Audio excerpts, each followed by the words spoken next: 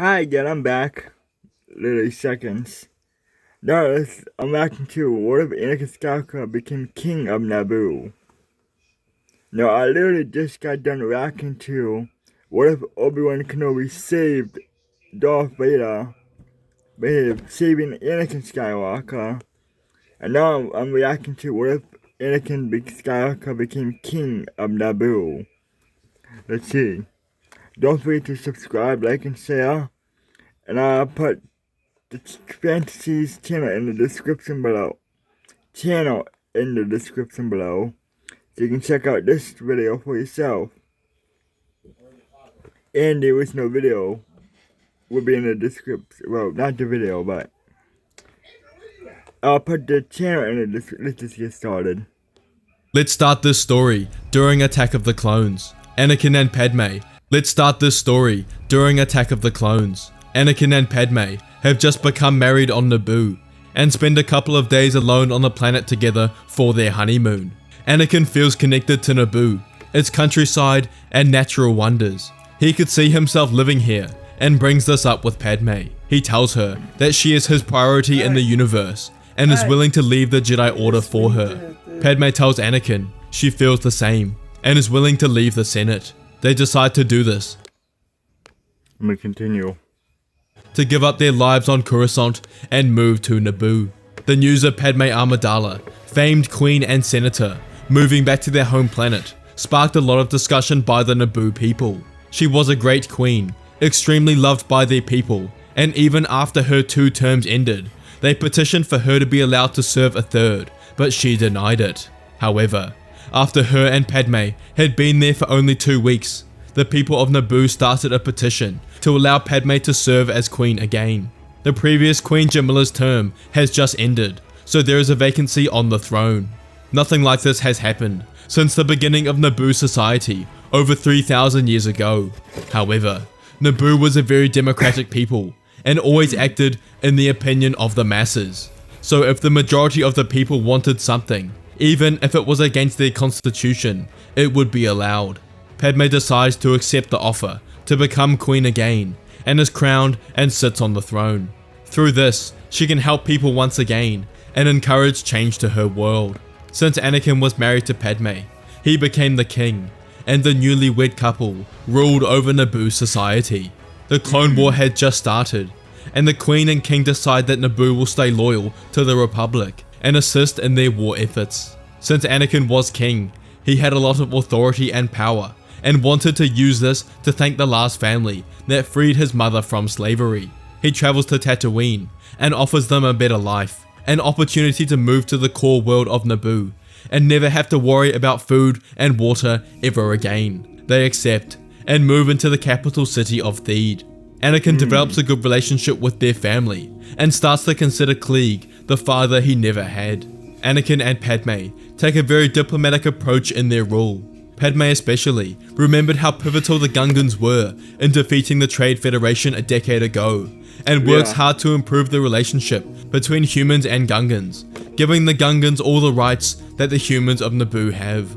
They hold many charity events, raising money for the less fortunate. They build schools, libraries, hospitals, cultivated new lands, expanded their cities, created factories with many more jobs available. They maintain a good relationship with the Chancellor Palpatine, a Naboo native who visits often because he wants to stay close to Anakin and he still has his eyes on him. They have dinner and drinks together a lot, discussing the war and the state of the galaxy as a whole.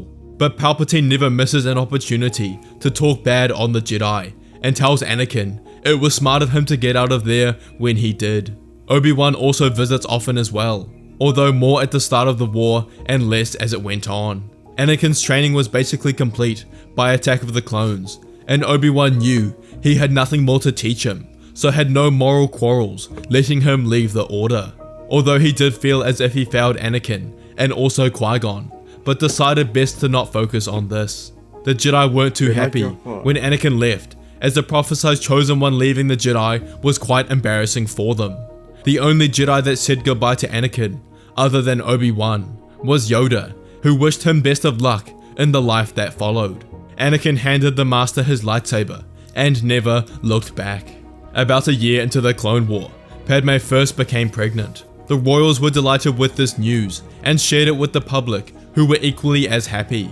Padme didn't let her pregnancy stop her and continued working until a week before the birth, which reassured the people that Padme's resolve was strong and that they chose the right ruler. She gave birth 9 months later to baby Luke and Leia and held parades throughout the main cities, showing off their newborns. This was tradition on Naboo, and everyone scurried to the parades to grab a glimpse at the new prince and princess of Naboo, and Anakin and Padme could not be happier. A couple of months later, around 2 years into the Clone War, Obi-Wan visits for the first time in a while. He looks worn down, tired, and both Anakin and Padme recognize the toll that the war is having on him. They catch up and introduce Obi-Wan to the twins, who can sense their potential in the Force. He thinks of Satine, who he hasn't seen in years, and wonders what his life could have been if he decided to leave the Order when he met her years ago. But Obi-Wan gets down to business and tells Anakin the Jedi Council have asked him to come see if Anakin will assist them in the war, because if he is the chosen one that Qui-Gon depicted, then he will play a significant role in the end of the war. But Anakin tells Obi-Wan that he's left that life behind and hasn't picked up a lightsaber in years. Anakin still uses the Force often and feels as if his connection to it has only grown spending time with his family and actually serving the best interests of the people of Naboo. He tells Obi-Wan that his family is his priority and he has to decline his offer. Obi-Wan was disappointed, but ultimately didn't expect Anakin to agree. One day after this encounter, Padme found out she was pregnant again with their third child. The war had a tremendous effect on the galaxy, and the people suffered the most. Countless lives were lost, villages and cities destroyed, many of whom didn't care what side was victorious. Palpatine came to visit the Skywalkers again, and did not hesitate in bad-mouthing the Jedi. He told them stories of their war crimes, and ultimately highlighted that they're not what they used to be. They're getting desperate, and constantly blabbering on about the Sith. Palpatine tells them that he started to disagree with a lot of the Jedi's decisions, and he's actually began to fear them, not knowing what they're capable of, and feeds to Anakin his fear that the Jedi might end up taking power for themselves. Palpatine decides it's time to start fully manipulating Anakin, and after the birth of their third child, a girl, is when Palpatine starts placing dreams in Anakin's mind when he sleeps. The first dreams include the Jedi killing the last family, and slowly get worse and worse to where the Jedi attack Anakin's own family and burn their house down, showing hooded figures in Jedi robes leaving. These dreams put Anakin into a state of panic, and he remembers the Force dreams he had of his mother that ended up becoming true. History cannot repeat itself, and he can't let these things happen to the people he loves. He discusses the dreams with Padme, but she dismisses them, telling Anakin that they're just that, dreams. But Anakin knows better. He knows his connection to the Force is stronger than others, and that the dreams mean something. Only a couple of days later, he sees Jedi on Naboo, and he asks Padme what they are doing here, who tells Anakin they are simply on a diplomatic mission.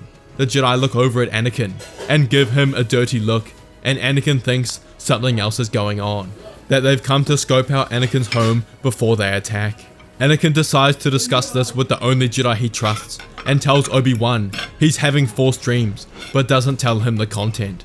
Obi-Wan admits he's not an expert on Force dreams, and has never experienced them himself, but tells Anakin that he can talk to a more senior member of the Jedi Council if he wishes. Anakin thanks Obi-Wan and takes up his offer. However, only Master Windu is available, someone whom Anakin never truly got along with well. He tells Windu about his dreams, who tells him such visions can be very powerful, and that he must be careful when sensing the future. But then Windu turns rude, and tells Anakin that maybe he'd have a better understanding of his dreams if he continued his training in the Force as a Jedi, and didn't follow his own selfish desires. Anakin simply stares at Windu in the eyes after he says this, and ends the call. But after this interaction, Anakin has come to one conclusion, that the Jedi are seeking revenge on him for leaving the Jedi Order. That night, in Anakin's dreams, one of the Jedi approaches him with a purple lightsaber and it cannot be a coincidence this shows up right after talking to Windu. The Force is trying to warn him. Palpatine visits the day after, and Anakin discusses his dreams and concerns with Palpatine. The Chancellor tells Anakin that during the Clone War, many Jedi have followed the same path as Anakin, and he inspired them to leave the Order, confounded with their disagreement with the Order and how they are approaching the Clone War. But Palpatine tells him that the Jedi are now more desperate than ever, and is 100% certain that they would make a move for control of the Republic.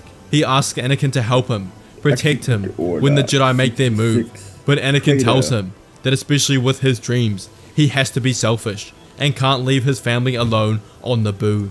Palpatine agrees and heads back to Coruscant, but that night, Anakin had a dream of the Jedi attacking Palpatine, which solidifies this in Anakin's mind. He believes he is the chosen one, and that the Force is telling him that now is the time to act against the Jedi that are turning evil, but he can't. He can't leave his family all alone and unprotected.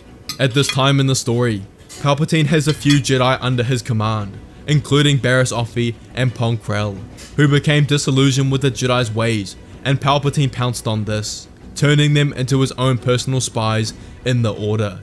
He begins the final stages of his plan, and sends them to Naboo, where they kill the Lars family, and kidnap Padme and the Skywalker children. Anakin was giving a talk when the Jedi attacked, and he saw the smoke instantly. He rushed over, but he was too late, as he saw a Jedi cruiser leaving his home, and a Jedi in robes with a green lightsaber, whom Anakin recognized as Master Pong Krell leaving the scene. Anakin screams as his family is taken away, and his heart sinks, but this turns to anger, as he's told his captors were spotted with colored swords and the light colors of Jedi robes. Anakin knows instantly who this is, and he won't let them get away with it. He immediately travels to Coruscant to meet with Palpatine in his office and tells him of the situation. Palpatine tells Anakin that the Jedi are making their final moves, and if he's to not only survive, but save his family, then he's going to need power to do this. Palpatine offers Anakin a solution, to learn from him and open himself up to the dark side and its teachings. And if he does this, he'll be able to achieve the power to save his wife and children. Anakin tells Palpatine that he'll do it, and decides to join him. At this time, Dooku has just been killed by Plo Koon and Kit Fisto in a decisive battle, so without their leader, the Separatist defeat is inevitable, and the war is essentially over. But at this moment, the Jedi come to Palpatine to force him to give back his emergency powers and remove him from office. Yoda, Ki-Adi-Mundi, Mace Windu, Agen Kolar, and Saisi Tin enter Palpatine's office, and the Chancellor looks at Anakin, telling him that the Jedi have come to take over the Republic. He hands him a lightsaber and asks Anakin for his help. He accepts, and the two ignite their red blades. The Jedi ignite their lightsabers in response, shocked at the revelation that Palpatine is a Sith Lord, and that Anakin had joined him. Together they clash blades. Palpatine unleashes a Force scream, quickly taking out Saisi Tin and Agen Kolar before they can move, but Yoda blocks his follow-up strike. Anakin takes on Windu, and the two exchange blows back and forth. Palpatine cuts Mundi's leg and blasts him with lightning, and goes for the killing blow, but Windu blocks and sends Palpatine back with the Force. Yoda calls for a retreat, and the Jedi back out of the office to recoup their forces, and the Sith have won this fight. Palpatine turns to Anakin and thanks him for his help. He asks Anakin to become his apprentice, to gain the power to find and save his family. Anakin kneels and proclaims that he will join him, that he can't live without his family, and will do anything. Palpatine executes Order 66 and sends Anakin towards the Jedi Temple with the clone army to purge the Jedi. However, in this timeline, the Jedi have a stronger defense. With Mace Windu and Yoda there, the clones are having a difficult time. Anakin kills a lot of Padawans and knights in the foyer, his old skills coming back almost immediately. As Anakin approaches the council chambers, he finds Windu, Yoda, and Obi-Wan defending the younglings inside. Anakin calls for a squadron of clones to assist him, and he advances towards the Jedi. He doesn't know if Obi-Wan was on board with the plot against his family, but he won't stand in his way. Anakin fights Yoda and Obi-Wan, whilst Mace deals with the clones and attacks them with murderous intent. Anakin's skills are not great enough to defeat these two Jedi Masters, and he's ultimately disarmed and pinned to the ground. Anakin rages at them, telling them to let him go, to release his family, and pay for killing the last family. They try to calm him down, and Obi-Wan asks him what he's talking about, but Anakin tells them that they know what they did, kidnapping his family and murdering his step-family. Windu, Yoda, and Obi-Wan look at each other confused. They tell Anakin the Jedi would never do such a thing, but Anakin says he saw it. He saw Master Pong Krell with his wife in his arms. But Obi-Wan tells Anakin that Master Krell was kicked out of the Order over a year ago, and this was not the work of the Jedi. They tell Anakin he's being manipulated by the Sith, that many Jedi have left the Order to join their forces, and this attack on the Jedi is the culmination of Palpatine's plan. This was all news to Anakin, who realizes he's been carefully manipulated, and that Palpatine is the one who kidnapped his family. Together, they leave the Jedi Temple and head to Palpatine's office immediately. I'll be back in a minute. I'm back. We continue. They enter to see him standing with Padme and their children, and he calls out to Anakin, telling him that he found his family in a secret Jedi hideout, but Anakin tells him to shut it, that he knows the truth. Palpatine's smile fades, and he tells Anakin, so be it. He goes to cut down his wife as retribution, but Obi-Wan reaches out with the Force in time to stop the lightsaber right before it hits, and Yoda pushes Palpatine back with the Force. Anakin pulls his family towards him and hugs them deeply, and the other Jedi rush towards Palpatine. Anakin joins them in attacking the Sith Lord, who is strong and powerful, but no match for the 4 Jedi, and he falls to their lightsabers. Anakin rushes to his wife to make sure they are okay, but they are, and the Skywalker family is reunited again. Ultimately, Palpatine's treachery was exposed to the Senate, and they were able to execute Order 65 and stop the purge of the Jedi. But they have suffered many losses. No crimes were held against Anakin, since he was only following the orders of the Chancellor at the time. But that doesn't mean he's totally innocent. He has to live with the guilt of taking the lives of some Jedi that night, but Anakin knows this will be a lesson for him.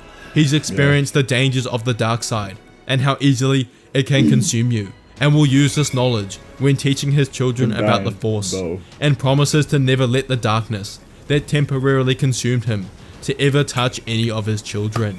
They head back to Naboo together, almost instantly after they were reunited, and let the Senate deal with Palpatine's death and the end of the war. Anakin was hailed a hero by the Naboo people after he returned with the family he'd saved, but inside, he definitely didn't feel like one. Naboo wasn't really affected by the Clone War, but this was half due to the fact that Anakin and Padme were great rulers, with policies that significantly improved the lives of the people.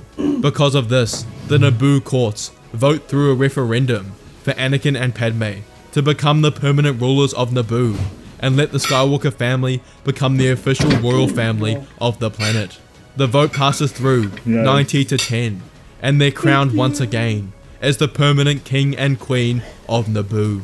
If you enjoyed this video, you have to watch What if Anakin told the council about Darth Plagueis the Wise, and what if Darth Vader revived Padme Amidala? Please like and subscribe to the channel, it helps a bunch, and make sure you leave your thoughts below in the comments. I love replying to you all, and may the Force be with you.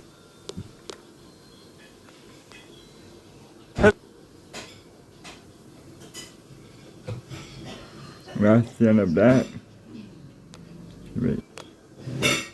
That's the end of that. Yep. Don't forget to subscribe, like, and share. Hang on.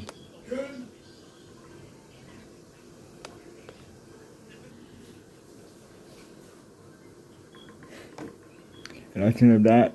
Bye for now. Don't forget to subscribe, like, and share. And again, I'll put There Was No channel in the description so you check out There Was No video. Bye for now. I'll see you guys next time. See ya.